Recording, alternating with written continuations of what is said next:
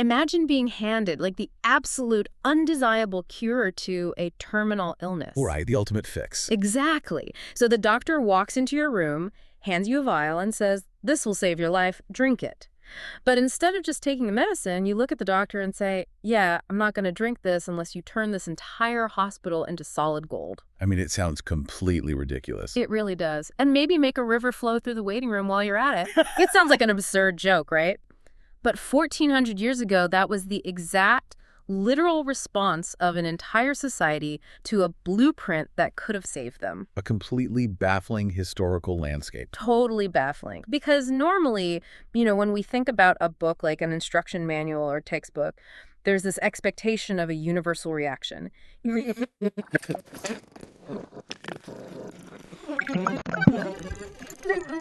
Yeah, it's a binary outcome that gives us a false sense of security. We really like our information to be standardized, yielding the exact same result every single time it's applied to a problem. But then you step into the world of divine texts, specifically looking at societal evolution, and suddenly that instruction manual starts acting like it's radioactive. It's volatile. Right.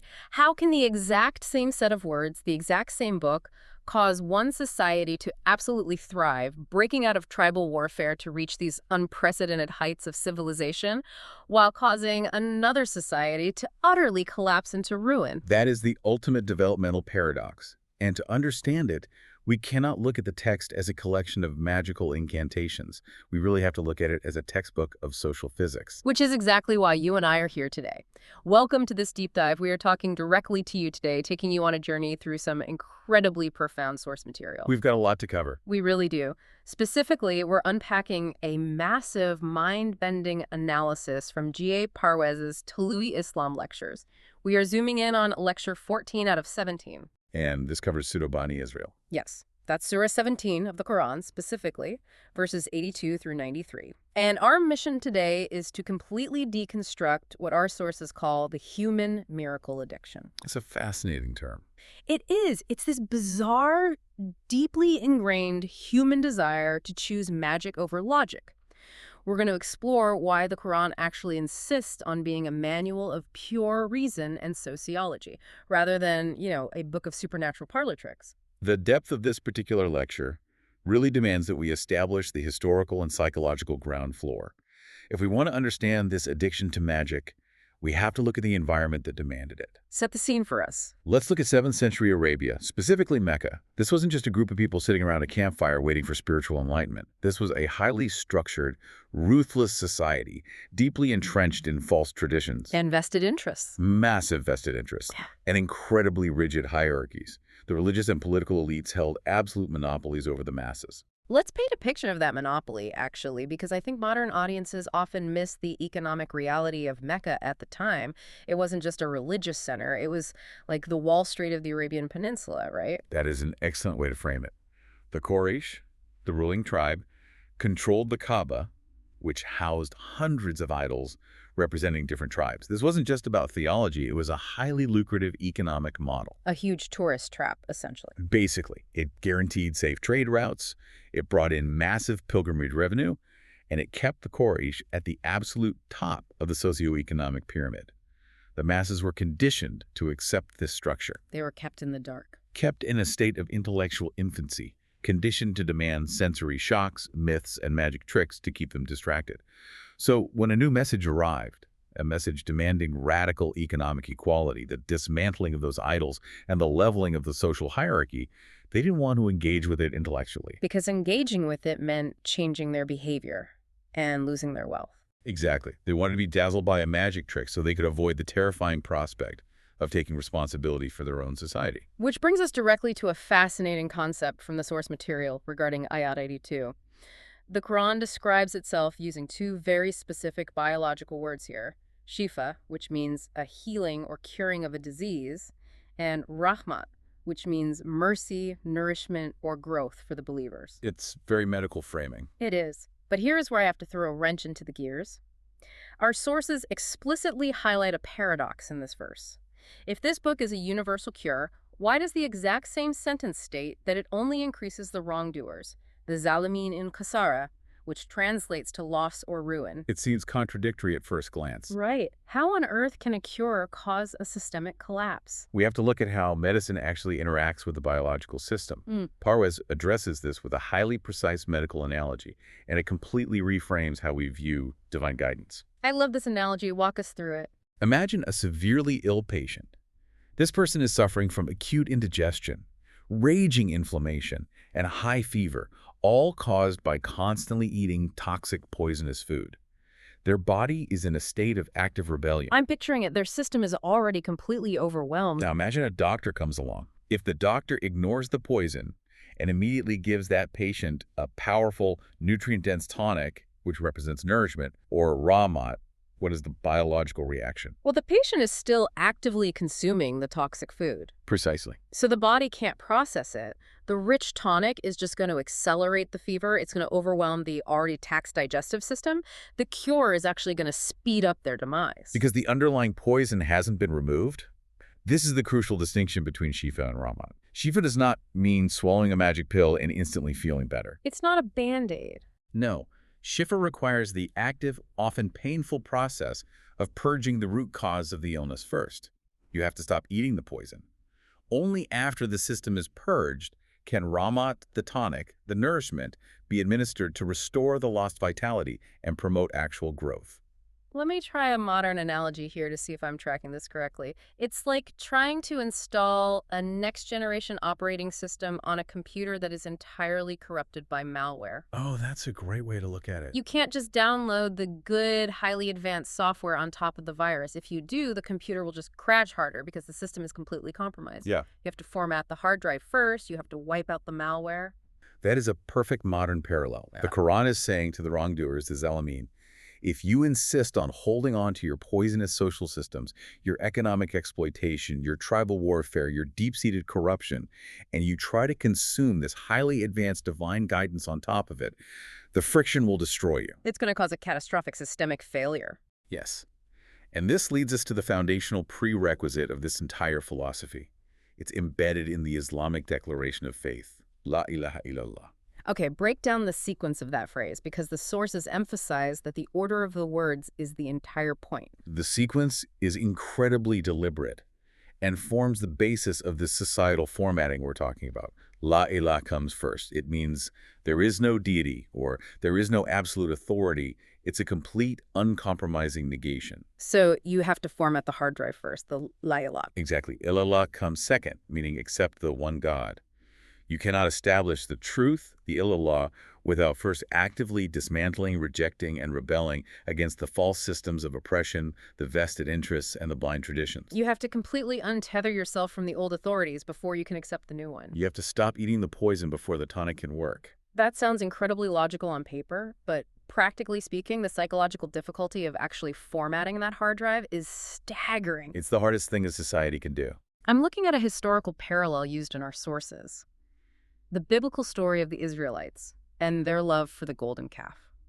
This blew my mind. It's a profound psychological case study. It really is. These people had just been freed from brutal, generations-long slavery in Egypt. They had seen the literal parting of the sea. They were liberated.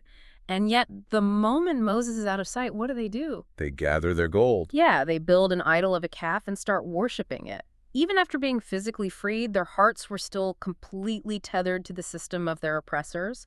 The malware was woven into their very DNA. It reveals a deeply uncomfortable truth about human psychology.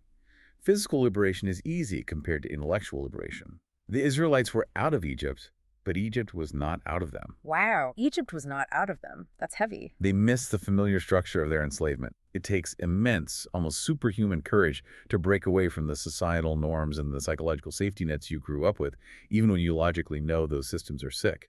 And we have to ask why it's so difficult, beyond just human habit. There is an active force fighting against that healing. Our sources dive deep into the concept of vested interests, or mafad. The elites. Right. It explains why political, economic, and religious elites fight so violently against truth and reason. They fight because their entire power structure, their hoarded wealth, and their social status rely entirely on the sickness of the society remaining untreated. So they need the disease, Think of it in terms of a corrupt monopoly.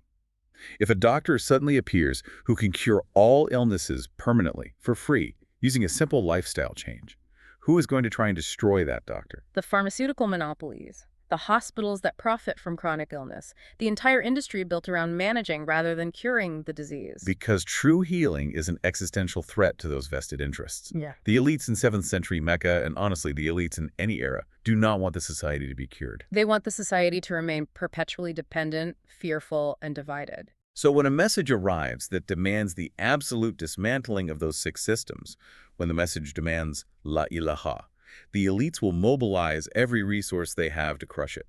They will use propaganda, economic boycotts, and physical violence.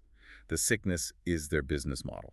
If the societal disease fueled by these vested interests is the macro problem, we have to look at the psychological root cause on the micro level. How do ordinary humans willingly participate in this? That's the real mystery, isn't it? It is. How do we restrict our own potential and aid the elites in keeping us sick? This brings us to a massive revelation in the source material regarding Ayat 84, is what Parwez calls the reality of Shakila. This is where we run into a historic, frankly tragic translation trap that has influenced centuries of philosophical thought. Break it down for us. Ayat 84 essentially states, everyone acts according to their Shakila. Now, traditionalists and many translators over the centuries have translated the word Shakila as nature, disposition, or even destiny. I have to stop you there, because if we accept that translation, the entire logical framework collapses. It absolutely does. If we're just pre-programmed by our nature or our destiny, then what is the point of free will? If I am inherently disposed to be a liar or a coward or a thief by my very nature, why would a divine text hold me accountable for something I literally cannot control? It wouldn't make sense. It makes the entire concept of a final judgment or any kind of moral accountability completely absurd. You've hit the exact logical inconsistency that Parwez is tearing down. If Shakila means a fatalistic, pre-programmed destiny, then human accountability is a cruel joke played by the Creator. It turns life into a puppet show where the strings are already pulled. Right. But this is where linguistic archaeology changes everything. We have to look at the actual root of the word used by the ancient Arabs. The root is shakal. Okay. In classical 7th century Arabic, shakal didn't mean an invisible abstract destiny. It was a highly practical, physical term. It literally referred to the tether, the rope, used to tie a horse's leg to a peg in the ground. Wait, a literal rope, not destiny. A rope. A literal rope. Think about the physics of that. When a horse is tethered to a peg, it can only graze and move within the specific radius of that rope. Oh, wow. It's not that the world outside the radius doesn't exist. It's not that the world isn't vast and open. And it's certainly not that the horse lacks the biological capacity or the nature to run across the plains. The horse's movement is being artificially restricted by the tether it is tied to. That visual changes everything. So the application to humanity is that God has provided this vast, infinite, open field of action. The universe of human potential is boundless. But we as humans tie ourselves to pegs. We artificially limit our own radius. We do. And what are those pegs? They are our self-interests, our cognitive biases, our egos, our petty desires, and our blind adherence to ancestral traditions. We tether ourselves to our corporate titles, to our bank accounts, to our political tribalism. Exactly. Ayat 84 isn't saying you are pre-programmed to act a certain way. It is a profound psychological observation. Every human acts within the radius of the tether they have tied themselves to. If you are sitting there listening to this, think about your own life right now. What peg are you tied to? You might think you have free will. You might think you are making objective decisions. But if your entire identity is tethered to a mortgage you can't afford or a political party that demands absolute loyalty, how vast is your field of action, really? It's completely restricted. The radius of the tether they have tied themselves to, it shifts the blame entirely from God or from this mystical concept of destiny right back to human agency. We are holding the rope. We are the ones who hammered the peg into the ground. And our sources bring in a fascinating historical parallel here to show just how deeply these tethers affect our intellect. They discuss Socrates. Ah, Socrates. Socrates famously argued a concept known as knowledge is virtue. His premise was highly optimistic. He believed that if a person simply knows what is good, what is right, and what is just, they will automatically do it. Ignorance, to Socrates, was the only true cause of evil. I mean, I understand the appeal of that philosophy, but we know for a fact that it's completely untrue. Modern society is the ultimate proof against Socrates. How so? Look at public health. We all know smoking destroys the lungs. We have graphic images on the boxes. We all know a diet of ultra-processed junk food leads to heart disease. We have infinite, instantly accessible knowledge about climate change, microplastics, and wealth inequality. And yet? Yet, doctors still smoke. Nutritionists eat garbage. We continue to pollute. Mere knowledge is clearly not enough to change human behavior.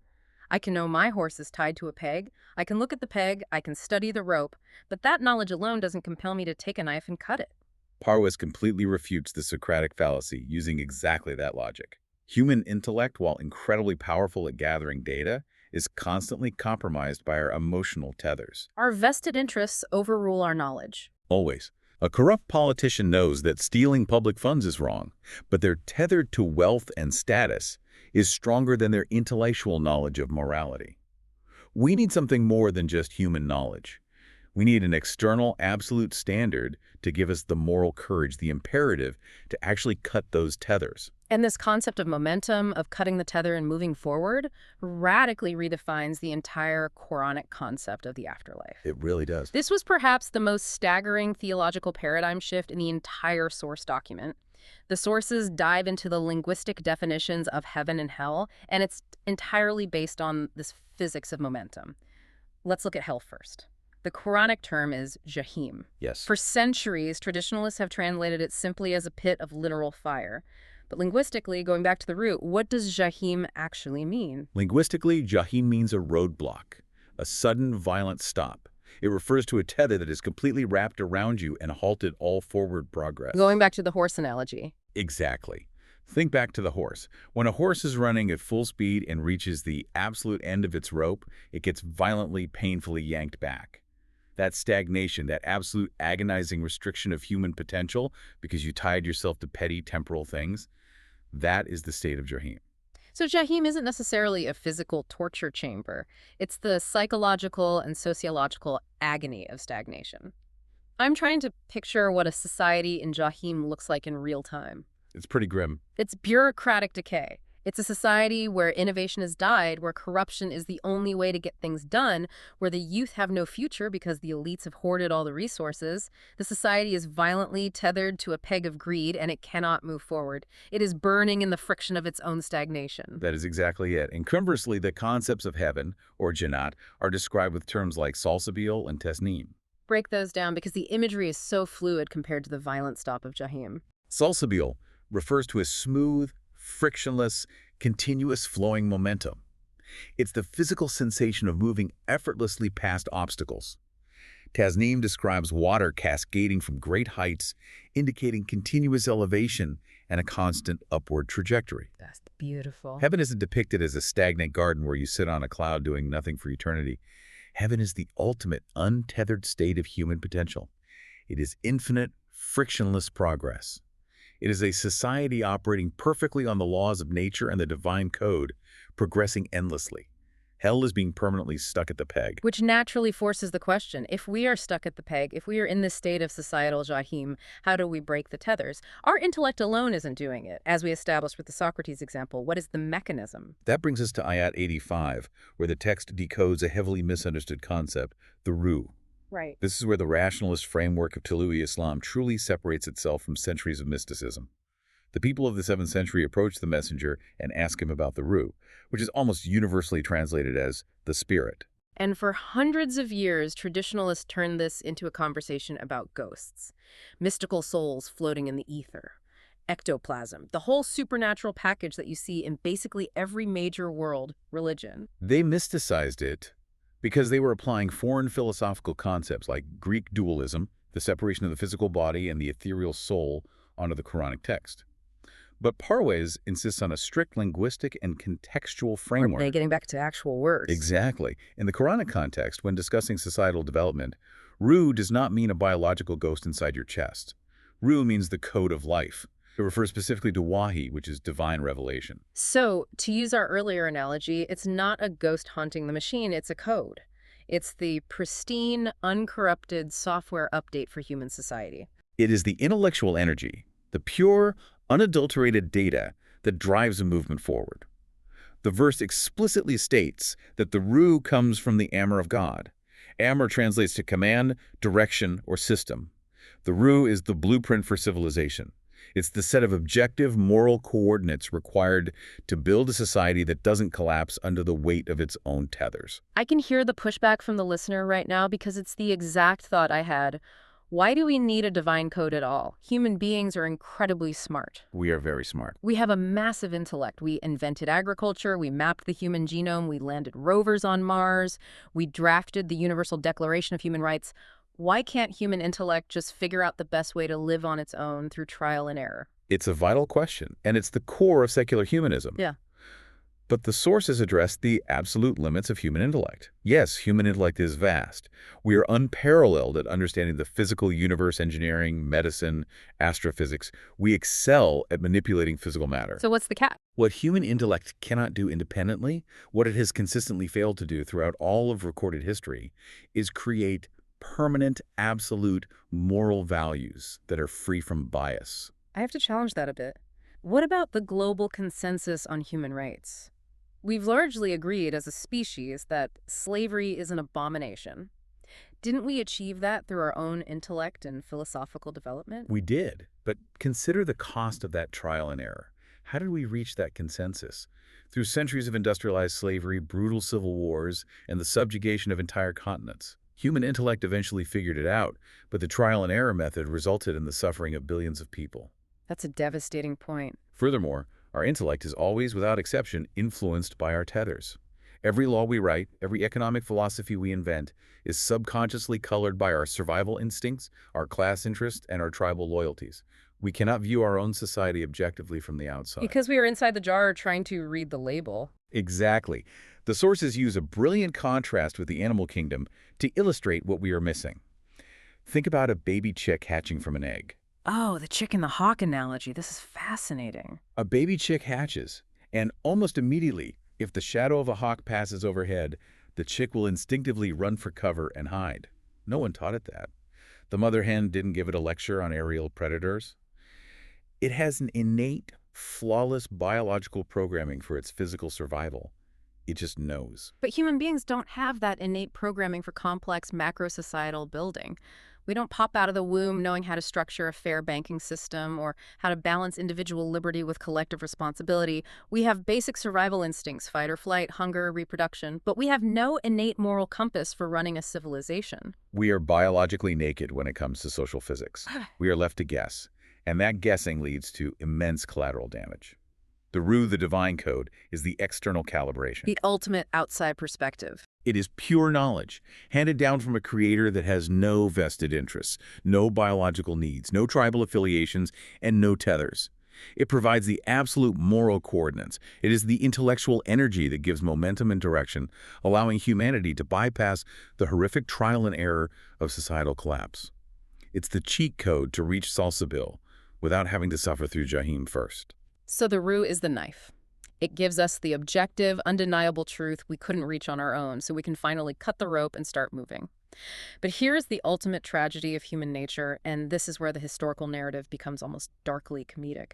When presented with this profound intellectual blueprint, this absolute engine of reason that could bypass centuries of suffering, how did the society in Mecca respond? They reverted to the intellectual state of toddlers. They threw a tantrum. Which brings us to the core of the lecture's title, the miracle addiction. We are now looking at Ayat 90 through 93, and honestly, the demands the Quraysh made to the Prophet, who has just handed them the blueprint to cure their society, are hilariously absurd. It sounds like a child's wish list to a genie. It perfectly illustrates the mindset of a society deeply addicted to spectacle and terrified of intellectual responsibility. What did they ask for? They go to the Prophet, and they essentially say, "We refuse to believe anything you're saying unless you make a spring gush forth from this dry desert right now. Or, you know what, create a massive lush garden of grapes and dates with flowing rivers right here in the middle of Mecca." Just casually asking for impossible landscaping. Right. Or make the sky fall down on us in literal physical pieces. Or, better yet, bring God and the angels down here to stand face to face with us in the town square. Or build yourself a giant mansion out of solid gold. I mean, it's comical. They are facing an existential socioeconomic revolution, and they're asking for a golden house. It is comical. But it is deeply revealing of human psychology and the defense mechanisms of vested interests. Notice what they are not doing. They aren't engaging with the text. They aren't debating the economic reforms, the abolition of slavery, or the social justice the Quran was proposing. They were acting like children, demanding a street performer pull a rabbit out of a hat. Make a gold house appear, and maybe I'll stop exploiting the orphans. It's a complete deflection. Precisely. It is an evasion tactic. They wanted a sensory shock. They demanded a bypass of the laws of physics, specifically to avoid dealing with the heavy, demanding intellectual weight of the message. Think about it. If the prophet actually produced a house of gold out of thin air, they wouldn't have to think anymore. They wouldn't have to undergo the painful process of la ilaha. They could just submit to the spectacle in terror or awe. By demanding the impossible, they gave themselves a convenient manufactured excuse to reject the logical. And Parwez highlights a brilliant, slightly humorous anecdote about the ultimate demand the skeptics made. They finally said, okay, if you won't give us the gold house and you won't make the sky fall, then we demand that you physically fly up into heaven right in front of us and bring down a physical, bound paper book that we can touch with our hands and read. And the source compares this mentality to the patwari. Ah, yes, the patwari analogy. For listeners who might not be familiar with South Asian administrative history, a patwari is a local land record clerk.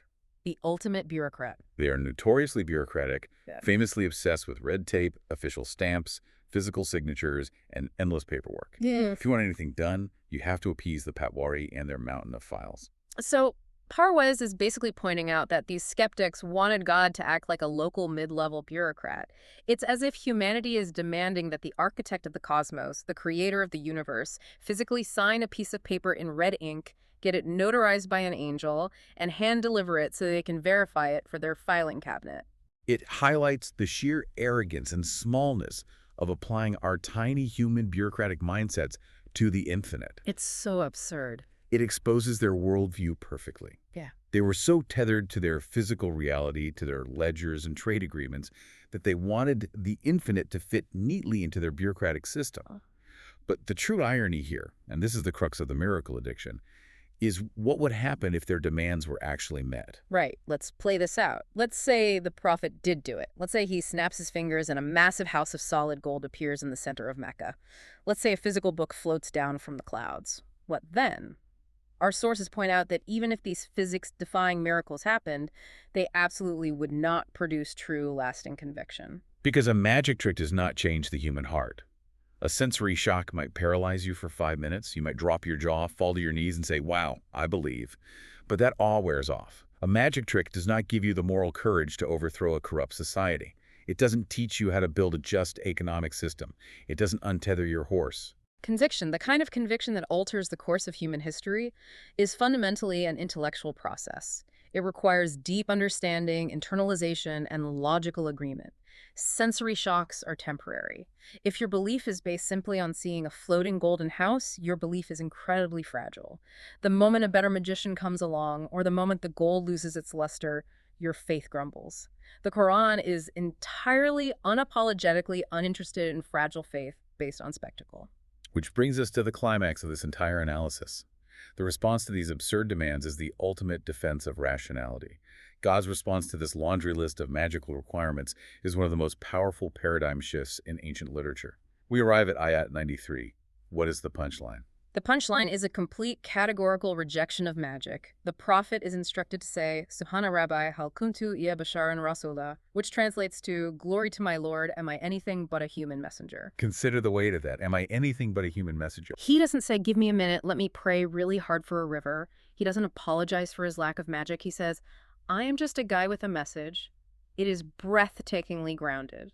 God absolutely refuses to bypass the laws of physics to prove a point to skeptics. This is the ultimate defense of the scientific method, embedded in a 7th century text. The universe runs on rules. God established those rules. God is not going to break his own rules just to entertain a group of wealthy merchants throwing a tantrum. It's essentially saying progress, real societal progress, must be earned through the application of the kitab, the book, the code to physical reality. Yeah. You want a river in the desert, you don't pray for a miracle, you study hydrology. You engineer a water system and you dig a canal. You want a lush garden, you plant a seed and study agriculture. You want a just, thriving society. You implement these socioeconomic laws. You don't get to wish your way to success. You have to do the work. This was a radical departure from the norm.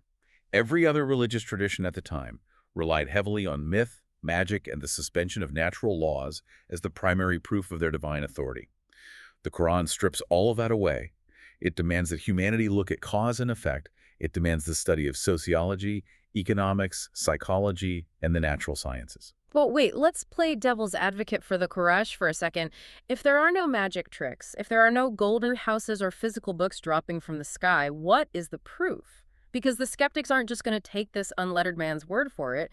If you strip away the magic, what are they supposed to base their conviction on? The text provides two actual, rational, verifiable miracles.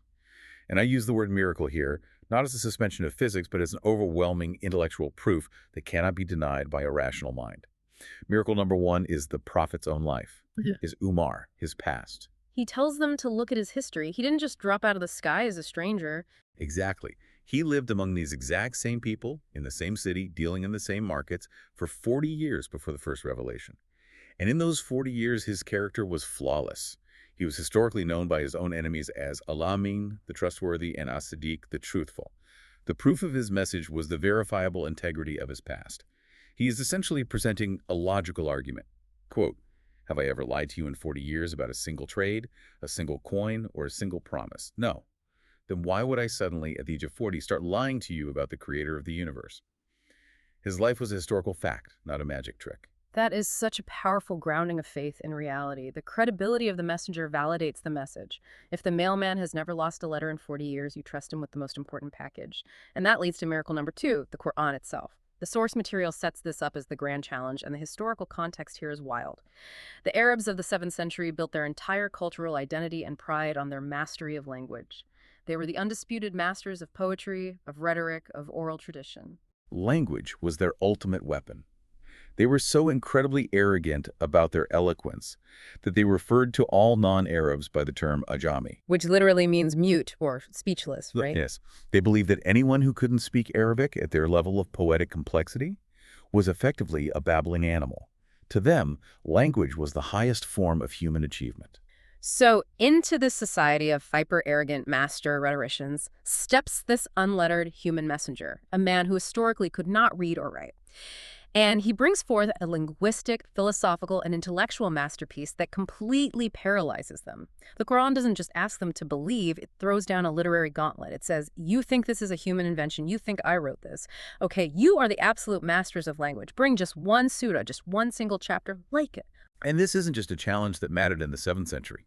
The historical weight of this challenge is staggering. For 1,400 years, this challenge has stood completely unanswered. Think about the intense, violent hostility Islam has faced throughout history.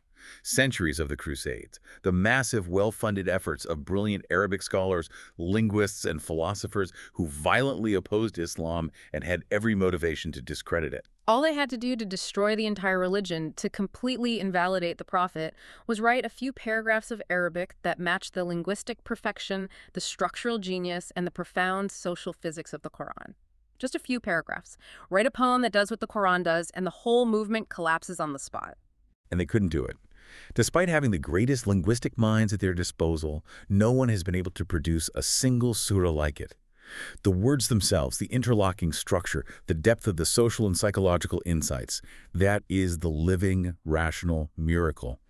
It is an intellectual feat that defies human replication. It serves as permanent, verifiable proof for anyone willing to use their reason rather than demand a magic trick. This has been an incredible journey. Let's pull all of this together because we have covered massive ground today. We started by looking at the healing paradox, understanding that divine guidance acts as biological medicine.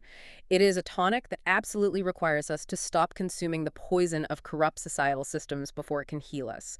You have to purge the system. You have to have the la ilaha, the formatting of the hard drive, the dismantling of vested interests before the illallah can take root. We then explored the tragic reality of Shakila. We realized that we are not victims of destiny. We are the ones tethering our own horses to the peg. We artificially limit our own potential through our biases, our egos, and our vested interests, holding ourselves back from the frictionless, continuous momentum of heaven or Salsabil, and trapping ourselves in the stagnant roadblock of Jahim. We discover that the Ruh isn't some mystical ghost floating in the ether, but the actual code of life. It is the pure, objective blueprint for civilization that provides the absolute moral coordinates our human intellect, bogged down by its own tethers, just cannot invent on its own without immense collateral damage. And finally, we saw how true conviction must come from reason and the laws of social physics. The Creator refuses to break the laws of physics to perform parlor tricks for skeptics. We must earn our progress through the hard intellectual application of the book to our physical reality. It is a complete, uncompromising masterclass in rational thought over superstition. And the crazy thing is, this is just lecture 14. So what's next? In lecture 15 out of 17, covering Ayat 94 to the end of the surah, we will look at the ultimate consequence of choosing blindness over vision and the final summation of the surah's thesis. The law of Allah is the only sustainable sovereignty. I absolutely cannot wait to unpack that. It builds perfectly on the foundation we've laid today regarding the rejection of magic and the embrace of natural laws. But before we go, I want to leave the listener with a final thought to mull over, building heavily on this idea of the miracle addiction. We've established today that the Creator of the universe categorically refuses to break the laws of physics to make people believe. He refuses to magically build a house of gold to prove a point. So look at your own life. Why do we constantly expect the universe to bend its rules to grant us success without putting in the hard, intellectual, and physical work? If God won't magically build a house of gold for a profit, why do we expect magical shortcuts in our own careers, our relationships, or our societies? Man, that is a terrifying mirror to hold up. Are you still waiting for an instruction manual that magically builds the table for you while you sit on the couch? Are you still waiting for a magic trick to save your society? Or are you ready to take the knife, untether your horse, and finally run? Thank you so much for joining us on this deep dive today. Keep questioning the tethers in your life, keep learning, and keep diving deep.